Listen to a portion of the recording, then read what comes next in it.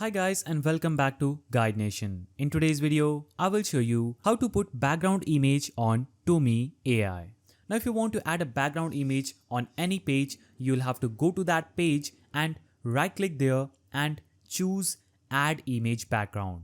When you click on add image background, you will have to navigate on your PC and select the image that you want to add. For example, I wanted to add this image. So I just selected this image and now I want to adjust the color of this text.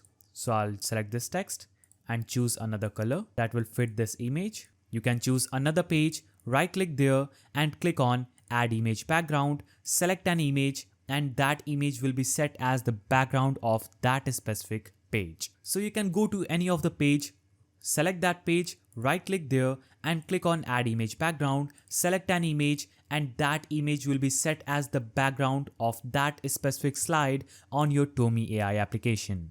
So that's how you put background picture on Tome AI. If you found this very helpful, please don't forget to give it a thumbs up, subscribe and hit that notification bell. And I'll see you in the next video.